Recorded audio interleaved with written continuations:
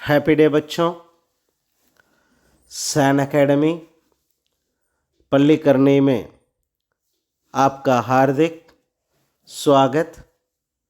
यह कक्षा 8वीं ग्रामर चैप्टर संज्ञा के बारे में हम लोग आपसे चर्चा करने वाले हैं।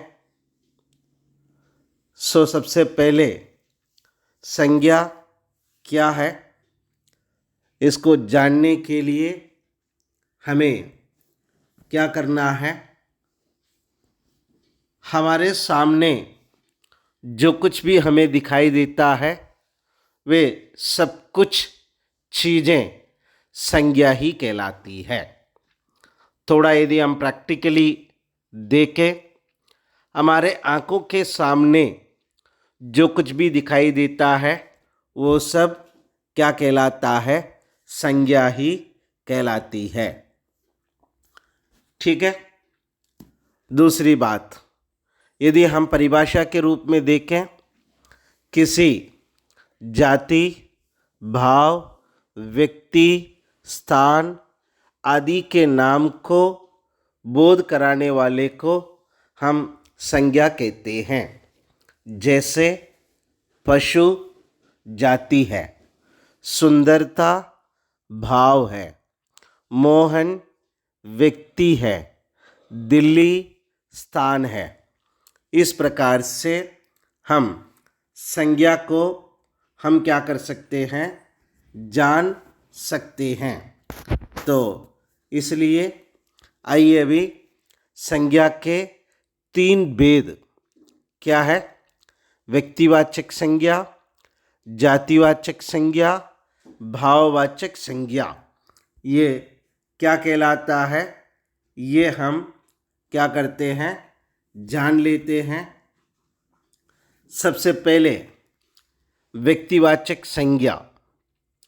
व्यक्तिवाचक का मतलब केवल एक व्यक्ति, वस्तु या स्थान के लिए जिस नाम का प्रयोग होता है उस व्यक्तिवाचक संज्ञा कहा जा सकता है। ठीक है। पर्टिकुलरली किसी वस्तु के बारे में, किसी व्यक्ति के बारे में यदि हम बात करें, वह व्यक्तिवाचक संज्ञा कहलाती है। ठीक है। नेक्स्ट है जातिवाचक संज्ञा। जिस संज्ञा शब्द से उसकी संपूर्ण जाति का बोध हो उसे जातिवाचक संज्ञा कहते हैं। जैसे मनुष्य, नदी, नगर, पर्वत, पशु, पक्षी, लड़का, कुत्ता, गाय, घोड़ा, भैंस, बकरी, नारी, गांव, इन सभी चीज़ों को हम क्या कह सकते हैं, जातिवाचक संज्ञा कह सकते हैं। ठीक है बच्चों। अब आइए भाववाचक संज्ञा। जिस संज्ञा शब्द से पदार्थों की अवस्था, गुण, दोष, धर्म आदि का बोध हो उसे भाववाचक संज्ञा कहते हैं। इमोशनली जो बात हो उसको हम भाववाचक के रूप में हम पहचान सकते हैं।